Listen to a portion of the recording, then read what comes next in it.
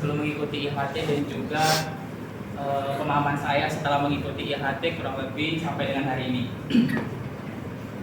Pertama, terkait dengan pengenalan platform Merdeka Mengajar. Jadi sebelumnya saya memang sudah mengenal platform PMM ini ketika mengikuti program kampus mengajar dari Kemdikbudristek bersama dengan LPDP. Namun itu baru saya dapatkan ketika platform ini awal-awal diluncurkan. Jadi pemahaman awal saya itu bahwa platform ini menyediakan manajemen kelas daring yang dapat menghubungkan guru dan peserta didik di saat pandemi. Selain itu, guru dapat menggunakan platform tersebut untuk melatih literasi dan numerasi peserta didik dalam bentuk instrumennya AKR.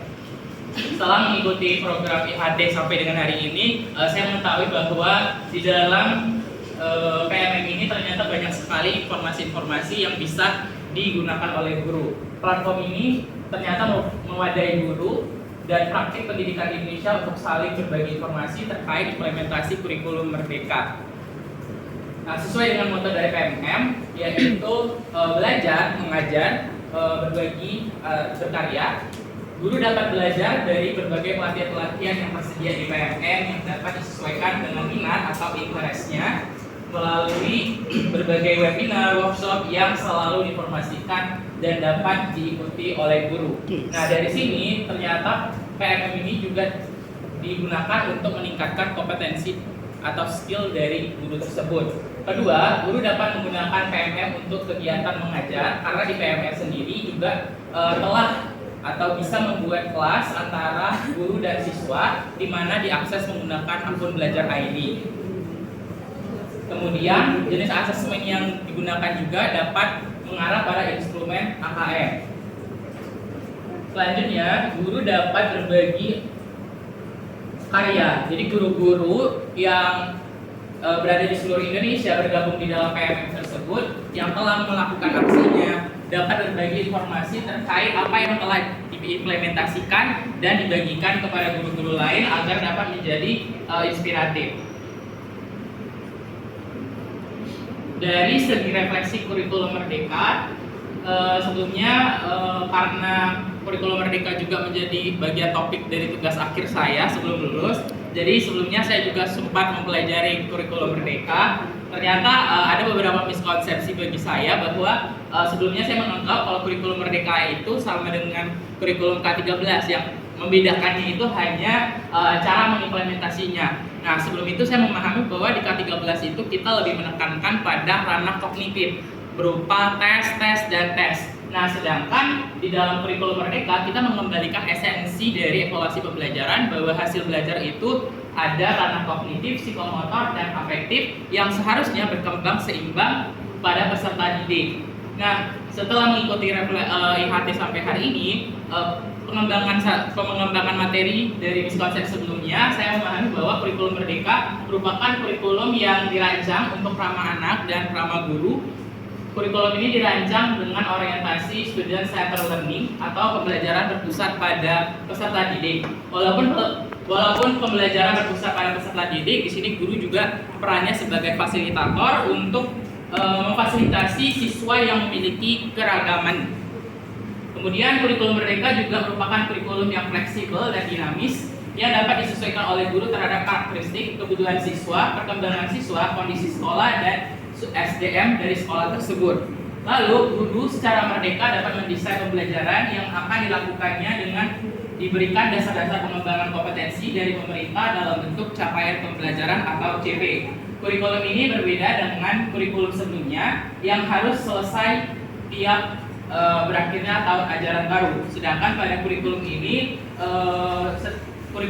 dapat diselesaikan pada fase masing-masing fase. Kalau untuk di tingkat SD maksimal itu 2 tahun.